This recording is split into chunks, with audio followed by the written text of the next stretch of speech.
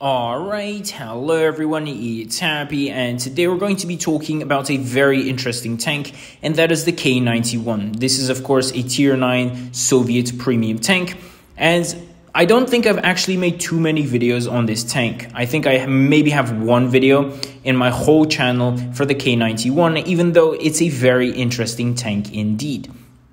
Now, this is probably one of those untypical Soviet tanks you see from time to time. And that is because the gun is very interesting. The aim time and gun handling is actually pretty good. And it has a drum for 3 shells.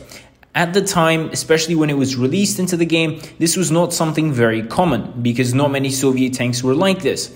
On top of that, the armor was also incredibly good and the mobility is decent as well. The side armor on the K91 is extremely troll, and penetrating it is sometimes very hard under angles.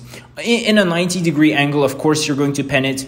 But in other circumstances, if you're trying to side scrape or if you're just driving, a lot of people will actually shoot into your side and they won't penetrate you. The turret is also very well armored.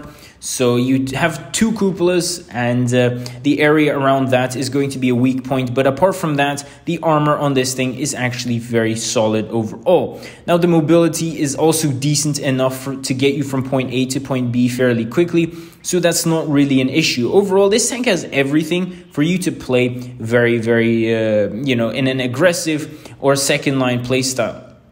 The thing about the gun is that the interclip on this thing is of course 3.5 seconds between each shell, which can be a little bit annoying, but that's still fine. You don't see that many tanks with crazy DPM at tier 9, so it's still playable.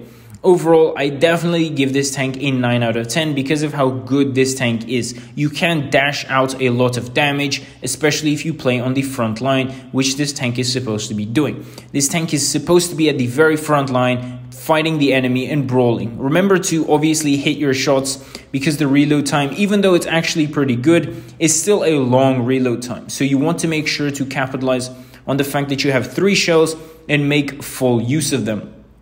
And you can easily do over 1,000 if you get a good roll in this thing, which means that some tier 8 TDs can go out in just one clip, for example, if you're lucky enough, that is, if they're a bit tanked. Same with other tier 8 tanks, if you go up against tier 8 tanks and they're like half HP or something, you can easily just clip them out and kill them. Same with tier 9. So overall, I feel like the gun is probably the most unique thing about this tank, especially because it's Soviet and Soviet tanks don't necessarily have guns like this.